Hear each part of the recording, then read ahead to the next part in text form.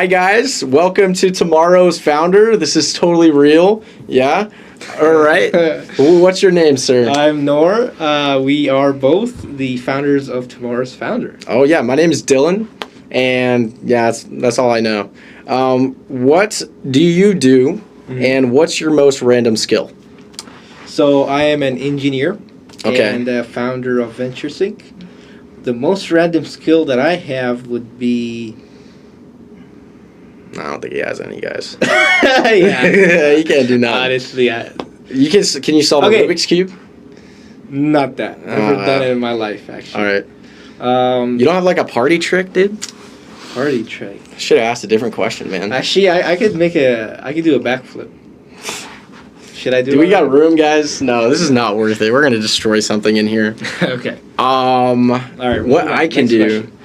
Oh, you want to? Actually, keep no. it going, Your turn. So you know, like a glass, like a wine glass. I can like go around the edge and like make noises. So it's like, and I can change the pitch.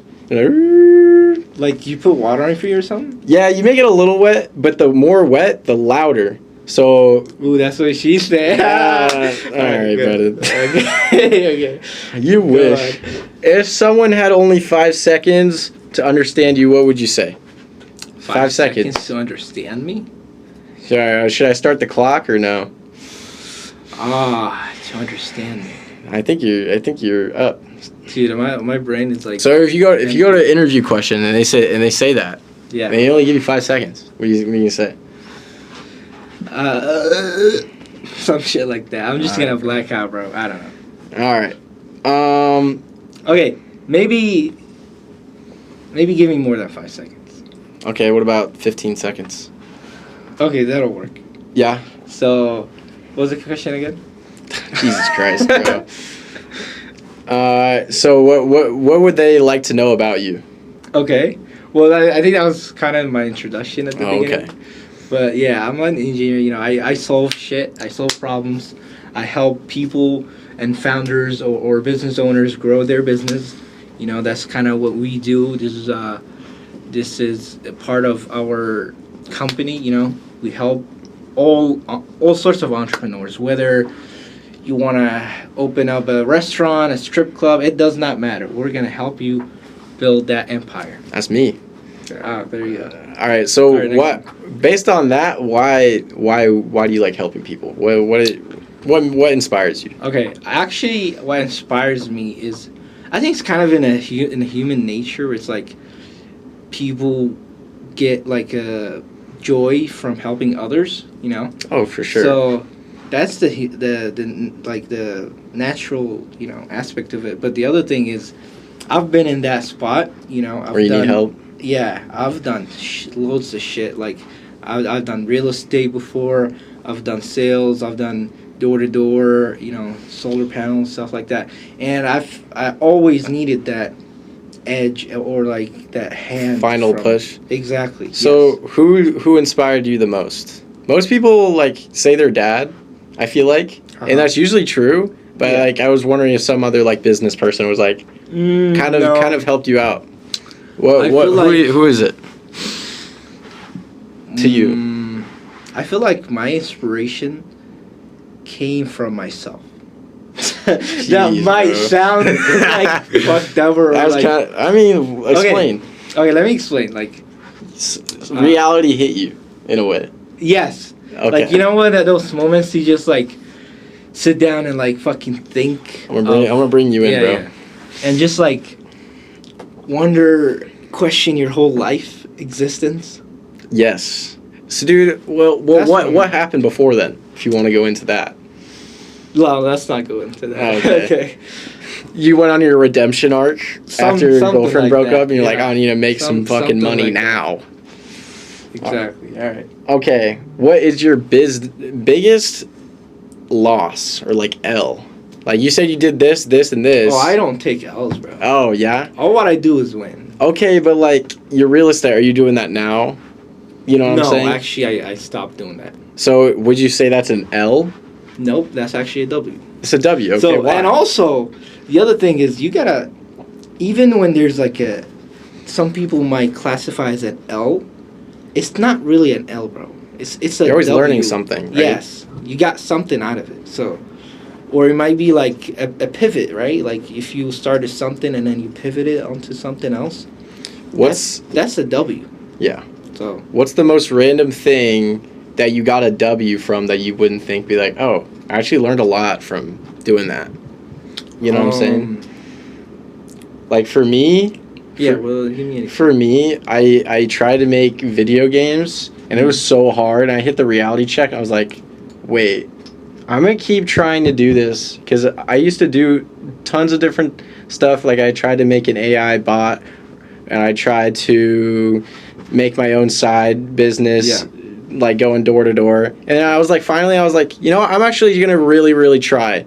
And at some points I'm like, oh, this is not worth it. This is way too hard. Mm-hmm. I eventually did give up, but that's the longest amount of time I tried to do something for like trying something new. And I feel like that's just the next step. For the next thing I try, I'm going to be doing that longer.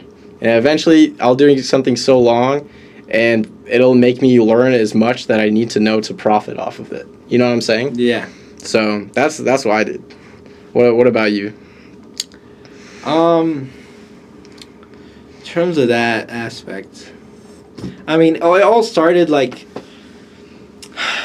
somebody, you know, a friend or whatever, told me like to get into real estate, stuff like that. I didn't really think much of it, you know. Yeah. I never knew anything about this world, like fresh out high school, you know. So I was like, you know, let's try it. You know, I got my real estate license. It took me like 4 or 5 weeks during the summer. Really, really quick. It wasn't that bad. And then as I got into it, like I learned a lot. I learned the sales aspect of things. I learned how, you know, contracting. So, and as I gotten a bigger idea of how this field works, I wanted to go more into the investment side of things. So interesting. I'm a big investment guy. Yeah. So it's my favorite thing actually. Oh, that's cool. All right. So in terms of that, like investing, I've worked with investors who, let's say, buy a certain land that's like 10 acres or whatever, and then they start splitting it up, and then, you know, they build the homes. So developers or actual people who just flip homes, you know, like they fix them up, you know, they call them like fixer-uppers. So, and then they profit off of that. My uncle actually does that. He buys a house, then lives in it, and as he's living in it, like reconstructs it to a better house, then resells it, usually for an extra like $60,000 or something like that. Yeah, it's pretty good. Some serious money on it. And you get free housing for how he does it, so I feel like that's kind of cool. But I see a lot of people like, I don't know, I saw a video of this young kid. He's like 16 or 18 or whatever. Mm-hmm. He had like 30 properties that he just bought online over time, and he just sells them to people that go to the university, like to rent. And he said he does like loans from the government, so they're basically free to do. But it's like risky. I was like, there's no way it's that easy. Like, yeah, tell me more about it though. Like, what did he like? How did he learn about it? I don't know. He kind of showed you how to do it. Like, this is where you go. This is the site. This is what you check for. Check for crime. Check for the rent, the usual rents across different houses in the area. Different stuff. And I was like, he kind of knows his stuff. But there's no way this works as good as he's saying, unless we're all like stupid and should be doing it. But I don't know. I feel like a lot of these... Maybe you are, bro. You never know. See, the unknown is... The other thing is about business that people got to learn is that when you go into a field you don't know much about, expect a lot of surprises that you're going to be like, oh, this is too good to be true. That's what I always think, bro. Yeah, you have the right to do that. Like, this is... You should always ask that question. But what if the answer was yes? It is. What if it is too good to be true? You know, the phone's gone. Yeah, the phone's. So you should always give it that chance. You know. Yeah. No, I like that. You should always give it that try, but not to a certain extent where you are in deep waters. So I like that. Careful of that. Yeah, I feel like I don't know. I'm not a risk taker. per se, but I always feel like I should be, you know? Like when I do investments, I always see my friends or whatever do some random puts or calls or some sports betting. But I always put S&P 500 all the way, maybe a little risk on some individual Tesla or Nvidia or Google stock, but what do you do? I'm going to be honest, I like your mindset, you know. Risky things, I think about it this way, that if something is too risky, it has to have a certain backup. So, for example, like you said, you know, kind of sports betting stuff like that's gambling, right? If you lost, your whole money is gone. You don't have any backup for that. Yeah. And people could argue like, oh, you could. There's always that edge on the house that the house has. Yeah. So, and as long as they do, you'll never win a single penny. And I've studied statistics. You know, I go to college, and so the numbers show that nobody could make money off of this. Yeah. Now, this is not advice or anything. It's just our personal opinions. Yeah. So, always have that safety net when you go into any sort of investment. Don't go broke. Yeah, don't go broke. I mean, always take the risk if you have nothing to lose. Like, if I'm broke and I do a risk, it's fine. You know what I'm saying? Yeah. Wait, then you would go into debt. Hold up. But no. Only Depends what on the you risk, could though. afford. So if it's like, let's say, time, when you're broke, that's pretty much your biggest commodity is your time. That's so true. Yeah, you could risk that for sure. In terms of, you know, putting yourself in debt, no, that I would never recommend that. Oh, I didn't tell you this yet. So, you know I worked this morning? Oh, yes, you did. So next week is probably my last shift. You know what stuck, bro? Because you said, like, what's, like, the greatest thing that could happen when you're working? And, like, oh, I get tipped good. Mm-hmm. But that's about it. That's, like, maximum $400 day. Exactly. Any job would always have this cap on you, you know? And that cap... It's not exciting, you know? Exactly. And actually, let me explain to you the concept that economists are talking about right now. They call it the K-shaped economy, where, as you could see, it kind of looks like a K, where the rich are their net worth is getting way more, and then the poor are getting way less. This is really gap. Yes, and it's actually happening. There's real data to prove that for the past, you know. It makes so much sense though. Unless the government keeps taxing, because in order to get money, you need money. Yes. Right? And not only that, there's always those ways to get around some stuff, you know? I'm not going to talk more about that. I have no idea how the billionaires don't pay taxes or whatever. They definitely do. They probably do, okay? They do. Like, I don't know. Yeah. But that's not our point. Yeah. But yes. So, when it comes to this economy, my biggest advice is you want to be on that positive edge of the K-shape. Oh, for sure. And you cannot... The working class is that lower... Is that negative side. There's some... I feel like on the upper end of the working class, you can still do good. You can live a good life. Yeah, but the amount of work and effort and hours that you're going to put into that's probably true. Would probably get you way further if you chose the other route. I feel like the problem is... And that's why we're encouraging young people to, you know, start their own business. And, so, what were you saying? Sorry, I was just saying, like, I feel like some problems are... I feel like for me, I see a lot of videos of success for these small businesses. And then you look at the stats, like, 9 out of 10, I don't even know what the actual stat is, fail or whatever. Correct, yeah. But I guess if you keep trying and trying again with a different process, it's eventually going to work out. But I feel like people don't start a business or think about doing it just because they want the safer option, which is not bad, right? I want a guaranteed free life, but I feel like founding something is more exciting. Exactly. So, treat it like, you know... Treat it like it's fun. Exactly. And like, for example, just recently there was this in the Olympics, not sure if you watched it. I didn't see much of it, but... So there was this ski girl, the freestyle skiing. Okay. and she won, like the gold medal and stuff like that. And so, after retiring from a long period of time, she came back. She was like, I was winning silver most of the time back then because I wasn't enjoying it. I was more forced into it, But now she came back after retirement, which is like the first ever for Olympics, Simone Biles. Yeah, but in her specific. Oh, in her field. Yeah. Okay. So and then she came back, just because she said, now I'm having fun. I'm doing That's it so for true. the fun. She got the gold medal. So. Yeah, I feel like the point of that is like the more fun you have, the more you want to do it. Therefore, the more practice you have. Therefore, the better you're gonna get. Exactly. That's the mindset. Correct. Yes. Yeah. And going back to your point where you mentioned the statistics, 9 out of 10 or whatever, but those statistics are basically for first-time founders or business owners, right?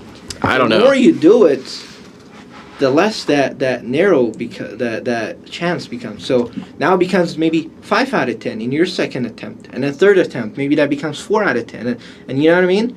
It just that gap closes where to a certain point you're gonna have like very high chances of success. What are you most good at?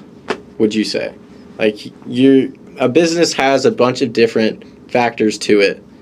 You're building the product, you're marketing the product, you're communicating with people, you're building your team. Of course, there's so much, and you have to keep track of everything. What made you? Because I feel like the better you are at something, the more likely you're gonna have fun doing it and doing it again. Mm-hmm. So what made you good at it, and why is that continuing to happen? And why are you good at it? You know what I'm saying? Yeah. Yeah. So I think what I'm, good at mostly because of my education.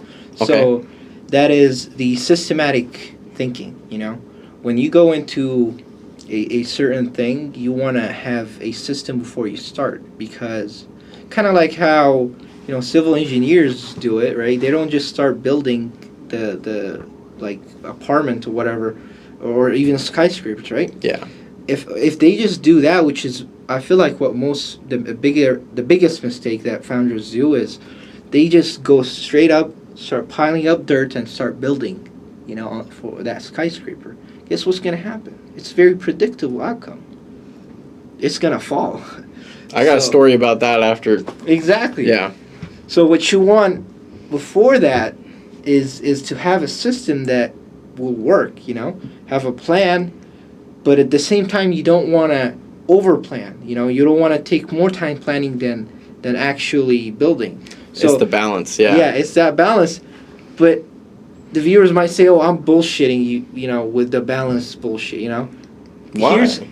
Because right, you mostly hear from people like, "Oh, it's all about balance, all about that." But what does the balance mean? Like, could you give me a specific number or something I could work on?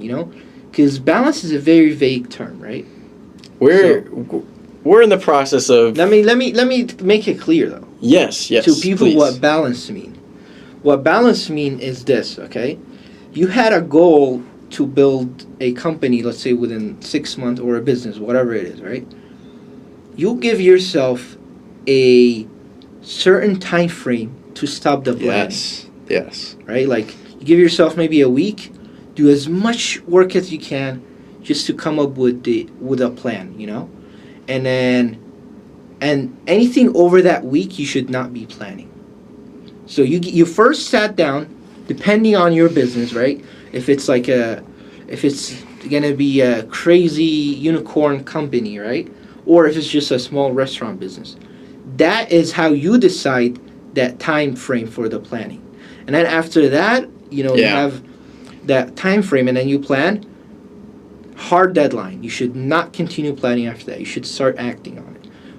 But later on, as you go, there's obviously going to be, some things might not work. You have to change what your end goal might be. Yeah. So, but that should be very minimal, You don't change your whole plan. You just change maybe a couple bullet points every on and then. So, make hard hard points for your close-up plan and reach them, but make your future plan kind of set but kind of vague, depending on how stuff works out in the short term. Make it fit flexibility. Yes. That way of different, because some things you plan, you're not good at doing, or don't work out because of some group, or external factors that you didn't even consider. Correct. Or you can't even control, affect what you're trying to do for your business, right? Yes. That's good. That's good advice, honestly. Wow. All right. What should we skip to the next segment, or you want some more interview questions? Let's skip on to the next segment. Let's see what the next segment has. Okay. So our next segment is going to be. There's no restaurants around there. It's all on the grass. Okay. No one's selling water, snacks, or anything unless the booths are giving those out. So if you're selling them for $2, right, and you bought the case of, I don't know, 20 pack of water for $3, you're making, what is it, $2 times 20, so 40 minus $3 plus the ice. So let's say that's $5. So you're probably making $30 per case, and that's how you sell 20 of them. And how much would that be?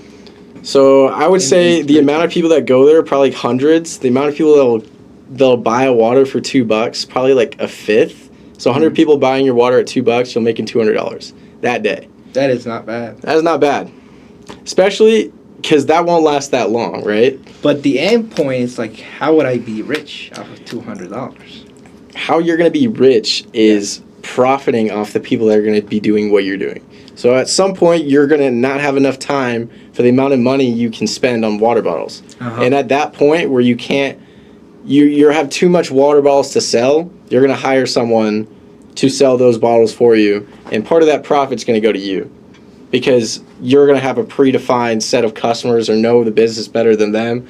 And they're going to join on. And this kind of applies to every other product, not just water bottles. Just find some demand.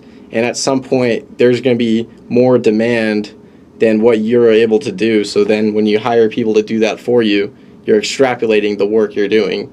You know what I'm saying? Yes. It's actually a genius idea, dude. Yeah. So, I don't know. I was just referencing Ryan Trahan because he did it. He went from like 1 penny to $1 million. I don't know what the video was. Or maybe it was 1 penny to travel the world. Yes. You know what I'm talking about? You remember that video? The series? Let's pull that, Jimmy. pull that up. Well, that's the whole series. It's hours long. Okay, so... But shout out to Ryan Trahan. What's the issue? For sure. The issue that people say about this thing where... the segment where you double a penny every week or whatever. Okay. It is harder than it seems, right? Because, for sure. You get to a certain point where you get stuck with one single product that you cannot sell. And the more items or things that you double on, the higher the chances of you getting stuck on one thing. So how do you keep the wheels rolling even when you do get stuck at that one single item or product or whatever it might be? So, give me an example because I have an idea, but I want to hear like what. For example, give an example of so I can pivot off. Let's say you start off with like a penny, and then you traded that for, let's say, like a pencil, and then you're talking about the trade. Oh. Is that what you were mentioning or referring to? I see what you're saying. There was another video where he did that, where he traded up to a house, right? Right. Yes, I see what you're doing. I feel like at that point, because you have to give less than what you're going to get back.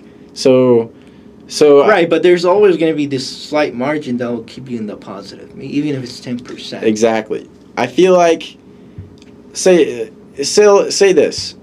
If I go get water right now, it's cheap. But let's say there's a different market where there's so much less water, like the Sahara Desert, they're going to pay way more for that water. That is true, yeah. Right? So buying something that is less valuable to someone somewhere else and then selling that same product a different place that is more valuable, when both people are going to see they're going to get a profit. You're both going to mutually gain a profit, even though it doesn't look like it. Because if you keep trading up, if I give you this amount of stocks for a house, that's the end goal, those stocks aren't as worth it to me for that house in some market. Oh, okay. You know, where you go to... So it's all about the smart choices that you make in order to... Yeah, so... Because if you make one single stupid choice where the other party does not mutually agree on the trade or does not benefit as much, then you're stuck with the item, and that's the issue. What's like a product the U.S. is good at making? Like technology, right? Yeah, of course. And then all kinds. And then let's go to Mexico. Right now, I'm not going to use drugs or guns or whatever. Okay. But I mean, maybe they're good at making those. Anyways, maybe spices, right? Sure. Or maybe agriculture. Like most of the stuff that comes in, like Walmart, all that stuff. Yeah. The produce, most of it comes from there. Yeah. So they're going to be having a high demand of that agriculture. So let's say 500 barrels of corn is more expensive in the U.S. than an iPhone. Okay? Let's just picture that in your mind. Sure. But then when you go to Mexico and you offer them a phone for 500 barrels of corn, they're like, yes, we'll take that. That's so much more valuable. Yeah. Then you'll get the corn you got from Mexico, go back to America, and since the 500 barrels of corn are more expensive there than the phone, you can sell those and you made a profit. Does that make sense? And everyone would gain something because you're selling for a profit at a reasonable price for the corn at the end. At the start, you're buying at a phone at a reasonable price, and then on the actual trade in Mexico for the corn for the phone, I'm making a negative trade in Mexico, but a positive trade in America. Does that make sense? That's a really good concept that most people do not think about, yes. But finding that product or whatever in the U.S.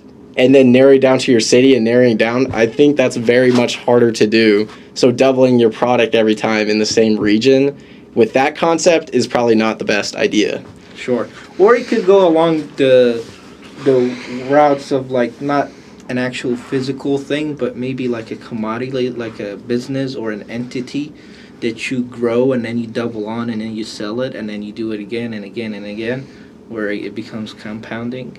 Yeah. Yeah. So it doesn't have to be something physical; it could be an entity. Or a service too. Or it's a not service, physical. yes. So trading up. If I needed to trade up from a guitar to something more valuable, I might give you the guitar and do something for you in order to get that next item. True. Does that make sense? Yes. So technically you're not trading evenly because the service is worth money, right. But I guess that might be cheating, but that is valuable. All right. Like if I gave you $1 and I cut your hair nice, you would give me $5. Yeah, as a tip or something. Yes. Like that. Yeah. And $1 to $5 is an increase. True. Yeah. All right. Well, thank you so much for this course. No worries. That's my TED Talk for the day. This is our hot Dude, takes. you gotta... Oh, God. That's crazy. Okay. All right. That was unexpected. All right. So this segment, we're going to be looking at some hot takes the internet has about business and grading them based on if they're valid or if they're trash. Yeah? All right. All right. Do you want to pick one from the screen? Yeah. Let's see what we got first. All right. First one we have is if your business name needs explaining, it's not a brand, it's homework. NVIDIA.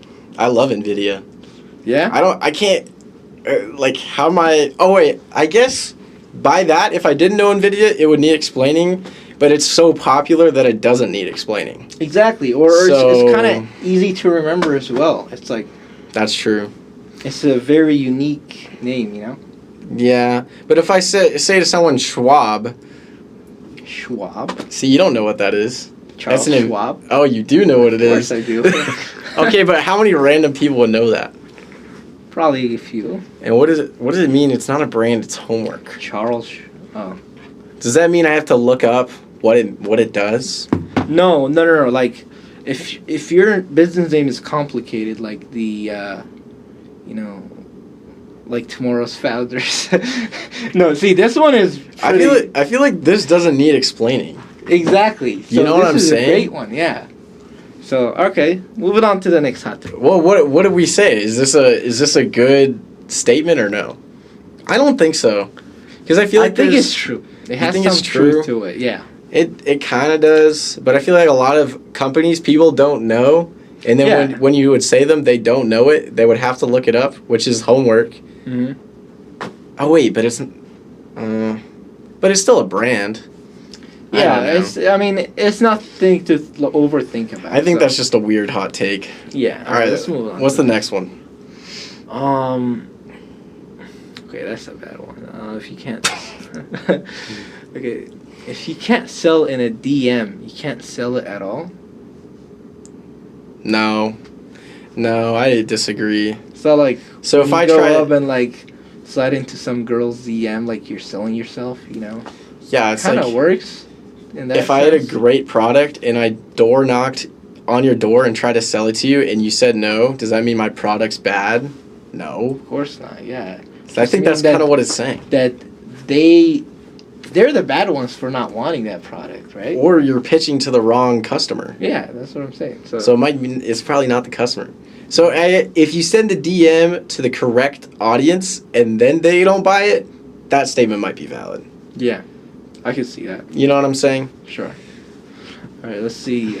Most entrepreneurs are just people who hate being told what to do. Most entrepreneurs are just people who Not really. hate being told what to do.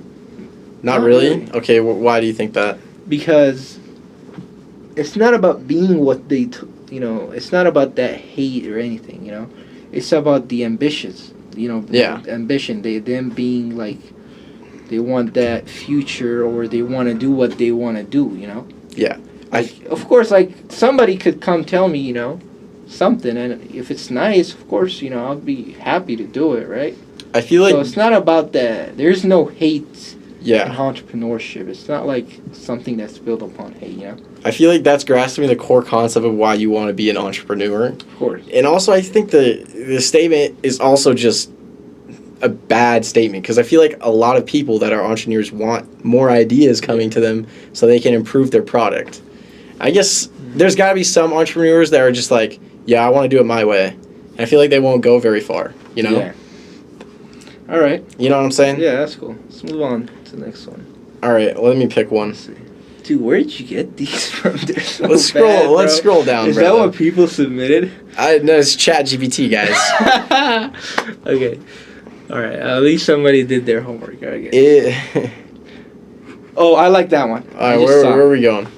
Networking is just clout chasing with better manners. Networking is just clout chasing with better manners? Kind of? I don't know. Because networking, you're not chasing clout. Sometimes you're trying to learn about their business, not trying to explain yours. You know what I'm saying? Yeah. If I go to a career fair or whatever, and I go up to a booth, that's networking. But sometimes I'm not trying to get hired. I just kind of want to learn how businesses work. Sometimes I do that. And I'm like, I'm not even trying to get hired here at this random... I'm not going to dog on any company, but like... Yeah. Either a company I definitely won't get in, or a company that like I don't want to get in because it's in a different state or whatever. It's something that's not even related to my major.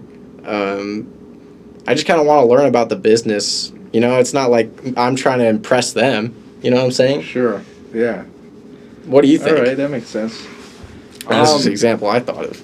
No, I agree with you on that. Yeah. Yeah. Like totally. It's just It's wrong. It's not the same as cloud chasing. It's like not even close. It's two different things. I feel like if you do cloud chasing though, is like somebody trying to be a clown to get fans. When you're networking. You know what? That's a better. Yeah. Yes. So, okay. All right, moving on. Now you pick one. If you're not getting customers, stop perfecting and start embarrassing yourself publicly. Okay, that could go both ways, though. You know. Okay, I like that one. Right now. I kind of agree with that. Okay. If I don't have customers, right, I gotta do something to get them. Of course, yeah. So if I embarrass myself by posting something that's controversial, and then people like blow it up, but then they hate me, I might still get the business. You know what I'm saying? Yeah. So what do you think? That could work. Honestly, yeah, I agree with you on that. I mean, it's not a hot take. Yeah, that's like that's valid. Sense. That is valid. Yeah. Start embarrassed. I mean, what's there to be embarrassed about? You just, you have something good that people want. Yeah. Just start, publicizing, publishing it. Yes. You don't have to have the best product. Exactly. If it takes this amount of time to perfect it, you can have this amount of time to make it viral and have people want it anyways. And the more people that want it while you're trying to perfect it, if you were, that will give you the money to perfect it even better than what you would have done. You know what I'm saying? Of course, yeah. I don't need to sell you. Let's spice things up a little. Let's spice it up. Yeah. Okay. What's your spicy one? Let's see. If you can't handle one hate comment, you can't handle running a business. Yeah, I disagree with that. Wait, yes, I agree with that. Yeah. There's too many negatives in that statement. If you can't handle a hate comment, you can't handle a business. Okay, yes, I agree. Mm-hmm. Yeah, there's a lot of haters out there, right? Would you care? Somebody, Sometimes it's funny when someone, comments on a hate comment, though. Exactly. Are you really that pissed off? And sometimes they blow up. This influencer got backlash for commenting on a bad comment, and then they blow up. So, I mean, it could work. People should literally laugh at those hate comments, because, yes, that's just reflecting who the people are, and it's funny, I feel like hate comment, some people see negative criticism and say hate comment, but there is hate comments, though. Technically, not, yeah. If there's actual feedback in those comments that is somewhat negative, but it's true, if I make a YouTube video, right, and the quality is bad because I'm shooting a video in the forest and there's random sounds coming everywhere, and we can't hear your voice. With a Nokia camera or something like that. And then the comment says, this quality is ass. Is that a hate comment or no? No. That is true. Maybe more polite. It'll be a hate comment. Or it won't be a hate comment, but yeah. For sure. Do we have any more hot takes? Let's do one more off the dome. Do you have any hot takes? Let me see. Maybe... Here's my hot take. Okay. I think paying for your college is so easy. That's my hot take. I agree with that. I totally agree with that. Here's why I think that. There's so many resources in your hands, and things you don't need daddy's money to go to college. So true. Yeah. Look, you might go into debt going into college if you go to the Superior, Harvard, or whatever, because that's going to be hundreds of thousands of dollars, right? Mm-hmm. If you go to your local college, I go to U of A. I'm from Arizona. Mm-hmm. It was cheap. Yeah. Plus, I got good grades in high school. I got a scholarship, even cheaper. But without the scholarship, I would still be able to pay for it because I worked 2 years in high school. Yeah. And saved money. I feel like that's. Depending on the person, because I also didn't have to pay for a lot of stuff. I didn't have to pay for my car. I didn't have to pay for housing or food or whatever while I was in high school. But now I am able to pay for it. Yeah. So I do think it depends on how you're grown up, but I think it's blown up into proportion how hard it is to pay for college. Mm-hmm. People are going into debt just because they didn't save and they're spending too much or they picked the wrong college. That's what I think. Yeah. I mean, I agree with you. It's same with my case too. Yeah, that's a really nice hot take. If the they should try to get on head of the game from early on. From the get-go. Yeah, I do. Yeah, sorry.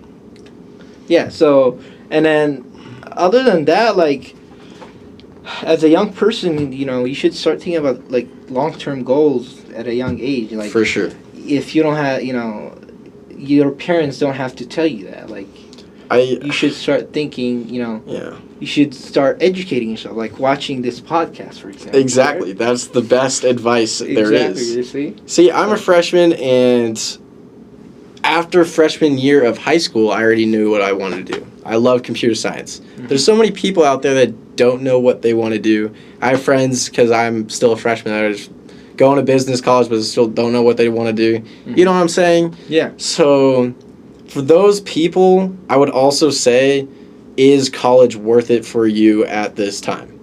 Mm-hmm. So, if you go to college and you can't pay for it, and it's not even worth it, you're like quadrupling yourself into horrible stuff. Yes. You know what I'm saying? You're like putting yourself in a bad situation.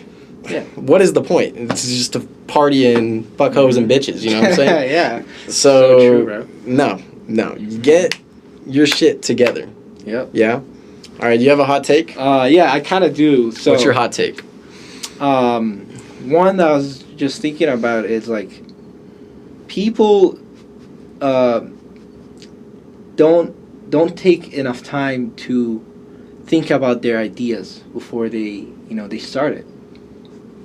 I agree. They just go on whatever goes up on top of their heads, and then let's build that, let's do this, and I feel like, because if you're working on a bad idea, then you are setting yourself up for failure. So, there's always like you said earlier, the balance to figuring out something, planning it, then executing. True, but this is a different aspect. It's like the idea part of the idea process. Yeah. But I also think that's a balance before you get started. How good is your idea? How much are you going to plan or perfect that before you start to do it? Yeah, and actually that's another hot take that I would say is,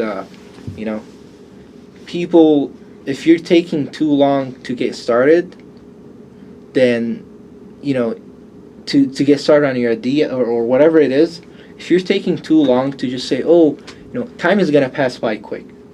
Yeah, that's... You know what? All my parents, grandparents say that, and I thought it was an old person thing, but it's so true. Yeah. Like, how is it February by now? I feel like I just started college. Yes. It's crazy. Mm-hmm. And the less stuff you do, and you save for later, you're gonna regret not doing them at the moment. Of course, yeah. Like, you brought me in to do this. I'm like, fuck it, let's do it. Mm-hmm. You know what I'm saying? Yeah, maybe saying more "fuck it" often than not. Say "fuck it" more often. Yeah, that's the advice of the day, guys. But not dangerous shit. But everything else, of course. Try new things in any aspect. Go to a different country, but don't try being gay. You were doing that earlier, but yeah. Okay, my fault. Not everything, but most things. All right, because you want an exciting life, right? Of course, yeah. All right. Any more hot takes, or is that the end of the segment? I think we're done for today. Yeah. All right. Let's go to the next segment. Hold on. All right. So, all right, we're gonna be reacting to this guy. Just a random video. I swear it's random. He said it would be good. Yeah. Let's see what this guy has to say. How to grow your business so fast it feels like cheating. Okay. I built and sold 3 companies in under 10 years for millions of dollars. Good shit. Scaled so fast, it felt like cheating. One of my latest companies, Martel Media, scaled to $2 million a month in under 18 months. And today I own Martel Ventures, a portfolio company that's on track to become worth $1 billion in less than 3 years. I'm going to break down the strategies I use to get to this level of speed so you can apply them to your own business, even if you're starting from zero. Number 1, focus on cash, not perfection. Stop trying to make everything perfect and just start selling. Stop that for a moment? Everybody wants... Shit, my bad. I was about to stop it too. He says focus on cash and not what? Not perfection. Not perfection. I agree. Okay. I like that. Here's the thing. If you focus on the money too much and the cash at the beginning, it's like you're chasing the money, but you're not chasing the end goal. So... And you should probably more like focus on attracting it, where you build something so good that people would want to pay for, instead of chasing their money.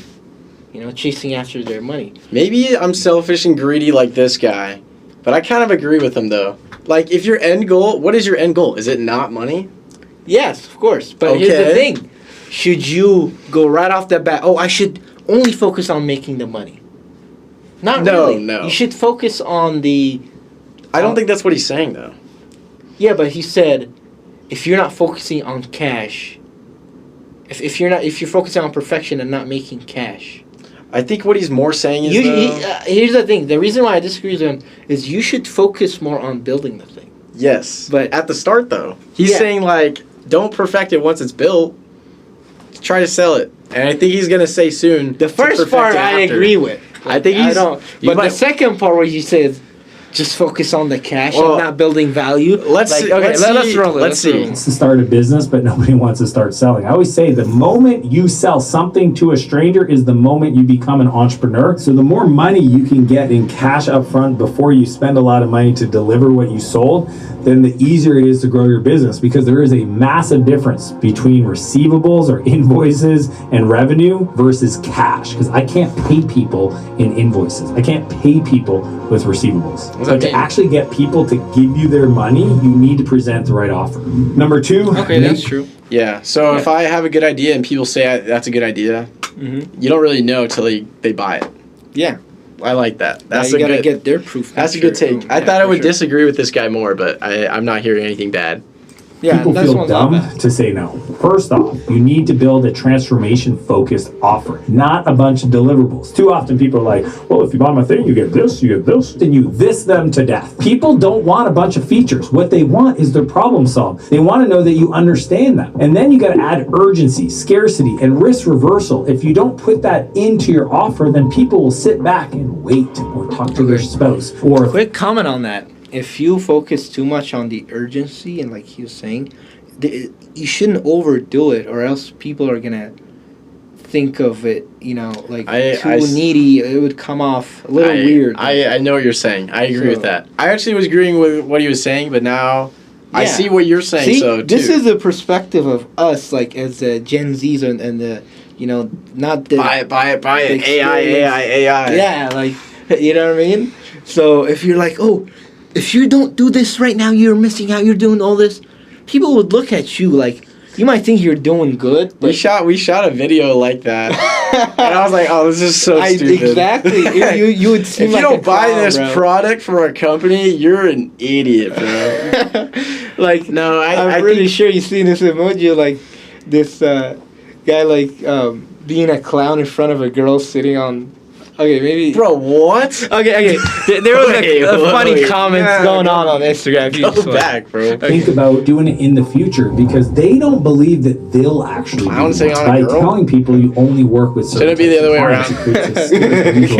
Certain people that are approved can actually buy. Or urgency, by saying that you are a small team and you like to be very personalized and customized, that you can't do it for everybody, so you only take on a handful of clients per month. Or the risk reversal, saying if you don't achieve a certain outcome, then we'll give you a full refund. Now that might sound scary to you, but you can also say it's on the back end of you agreeing to doing all these things that it would be ridiculous for them not to get a result if they followed all those things. And the reason why I like that.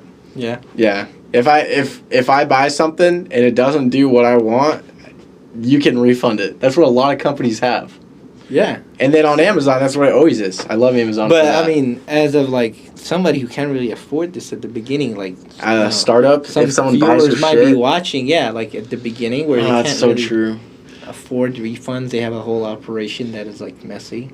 But I feel like also maybe you should start doing that to the point where you could afford to do that, Okay, I like that. But the more, I wouldn't say the more refunds you have, the more opportunity for refund, or we'll help you out if it doesn't work. I feel like it gives some sort of personality to the company. You know what I'm saying? We'll help you out because we know it might not have worked out. Sure. This kind of offer will feel like you're cheating is because better offers equals higher close rates and premium pricing. All right, so you did all that. You've got your offer down. Now let's make sure people actually see it. Number 3, build a marketing system, not a marketing plan. You know what I've learned with most entrepreneurs is they feel guilty if the machine is working.